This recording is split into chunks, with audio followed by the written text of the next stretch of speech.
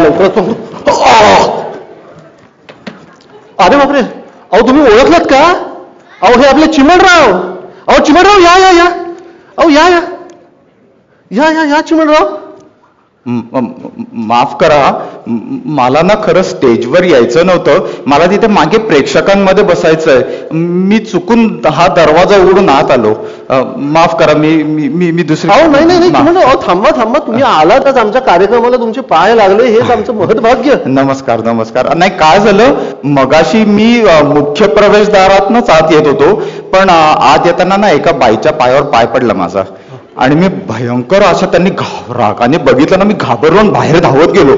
आणि मग थोड्या वेळाने आत येऊन बघतो तर सर्व दरवाजे ना बंद झाले होते. म्हणून मी एक दरवाजा धाडकन उघडला तर नेमका इथे आलो. मला इथे यायचं नव्हतं. नाही नाही, असू द्या असू द्या. तुमचं स्वागत आहे आमच्या कार्यक्रमामध्ये. मनापासून स्वागत. धन्यवाद. आणि पण तुम्ही इथे हो, इथे माझा मोठा मुलगा मोरू इथे चॅन्डलर मध्ये सेटल झालाय. त्याच्याकडे आलोय मी इथे काही दिवस राहायला. अरे वा. आणि कावेरी वहिनी पण आल्यात का? कावेरी वहिनी कोण? म्हणजे काऊताई आल्या. काऊ ना, काऊ पण इथे आल्यावर देखील आपल्या रूढी परंपरा इतक्या छान जपते ना. तिची ना एक लहानपणापासूनची एक मैत्रीण आहे, ती इथे कायमची सेटल झाली आहे. सुषमा ठाकूर नाव आहे त्यांचं. तर त्यांच्याकडे त्यांच्या मुलीचा ना फुलं भरायला ती गेली आहे. 7वा महिना चालू आहे ना त्यांचा. त्या म्हणजे सुषमा ठाकूरांना नाही, त्यांच्या मुलीला 7वा महिना चालू आहे. त्यामुळे तर हो. गुंड्याभाऊ कुठे? गुंड्याभाऊ कसं काय जाईल फुलं भरायला? बायकांचा कार्यक्रम असतो तो. अहो तसं नाही, म्हणजे तुमच्या बरोबर गुंड्याभाऊ दिसत नाहीये. हा गुंड्या काय झालं, गुंड्याचा पाय तुटून तो पडलाय आडवा भारतात. काय झालं काय?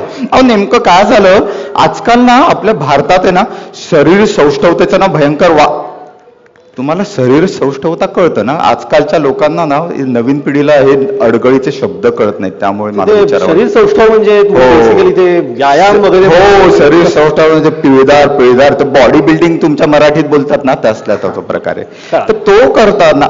नेमकं झालं काय, ते एवढे वारं त्या शरीर सौष्ठवतेची वाहत आहेत ना, तर गुंड्याने त्याच्या शाळेचं, व्यायामशाळेचं रूपांतर जिम मध्ये केलं. सगळे परदेशी तंत्र आणून. आणि मग त्याच्यात तो त्या धावपट्ट्यावर धोतर घालून धावत होता. त्यामुळे धावपट्टा काय प्रकार आहे? अहो तो धावपट्टा काळा पट्टा नसतो का, त्याच्यावर आपण जाऊन नुसतंच असे धावतो असतो त्याच ठिकाणी, पण थकतो मात्र भयंकर. तुम्हाला ट्रेडमिल म्हणायचंय का? हा, ट्रेडमिल. तर ट्रेडमिलवर तो असा 3 परदेशी पाहुणे आले होते. 2 क्रीडा शिक्षक होते आणि एक डॉक्टर होते. चिनी होते ते, चिनी. तर त्यांना हा गुंड्या त्या धावपट्ट्यावर धोतर घालून दाखवत होता. धावपट्ट्यावरती धोतर घालून पळत होते? त्याचं म्हणणं असं की ह्या नवयुगात त्याला ती जुनी संस्कृती टिकवून ठेवायची आहे, म्हणून तो धोतर घालून त्या धावपट्ट्यावर धावत. आणि त्याचा धोतराचा सोगा सुटला हो, आणि नेमका तो पडला खाली. त्यामुळे आता बरं आहे, प्लॅस्टर होतं, पण पाय थोडा मुरगळलाय. आणि मग ते परदेशी ते चिनी डॉक्टर होते ना, त्यांनी त्या अक्युपंक्चरच्या त्याला ना सुया लावल्यात. 2 इथे लावल्यात, 3 इथे आणि 2 नंतर दाखवेन, सांगेन. सांगा. हा, हो हो. बर, पण तुम्ही आलात हे अतिशय अतिशय चांगलं झालं. धन्यवाद. तुम्ही आता मी इथे नाटक बघायला आलोय. अरे वा वा वा. मला ना नाटकाची भयंकर आवड आहे.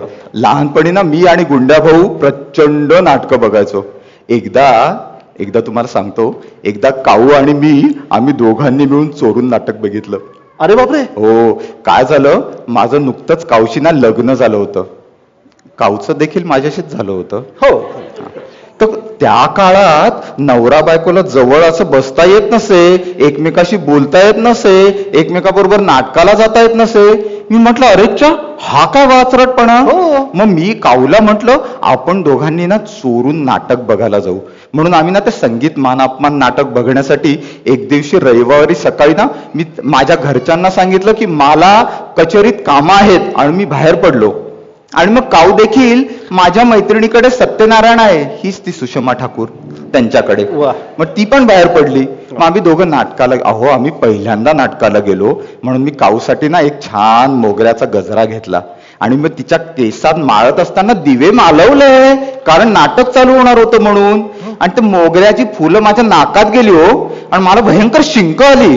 त्याच्यामुळे काऊ एकदम दचकली आणि ओरडली. तर आमचा तो आरडाओरडा बघून त्या स्टेजवरचे धैर्यधर आणि भामिनी त्यांचं बोलणं सोडून आमच्याचकडे बघायला लागले, आणि अख्खं स्टेज आणि अख्खं थिएटर आमच्याकडे बघून हसायला लागलं. आणि नेमकं त्याच वेळेस ना गुंड्याभाऊचे वडील धोंडोपंत देखील नाटकाला आले होते. त्यांनी हा सगळा कुलवृत्तांत घरी जाऊन सांगितला. त्यामुळे घरी गेल्यावर माझ्या कचेरीचं समन्स माझ्यावर निघालं, आणि काऊचं देखील तिच्या सत्यनारायणाची उत्तर पूजा घरात तिची बांधली गेली. इतकं तुम्हाला सांगतो तोंडसुख घेतलंय ना वडीलधाऱ्या लोकांनी. तोंडसुखावरून मला आठवलं, हे आजकाल या शब्दांच्या व्याख्या ना फार बदलल्या आहेत. तुम्हाला व्याख्या कळतं ना? म्हणजे व्याख्या म्हणजे अर्थ, तुमच्या भाषेत अर्थ किंवा डेफिनेशन आता कळलं नाही. आजकालच्या लोकांना ना ह्या सगळ्या गोष्टी, या नवीन नवीन शब्द ना त्यांना त्यांची भंबेरी, तुमच्या भंबेरी कळतं ना? आता उडालेली आहे, त्यामुळे म्हणजे नाही तर तुम्हाला स्ट्रॉबेरी ब्लूबेरी तशी भंबेरी वाटत.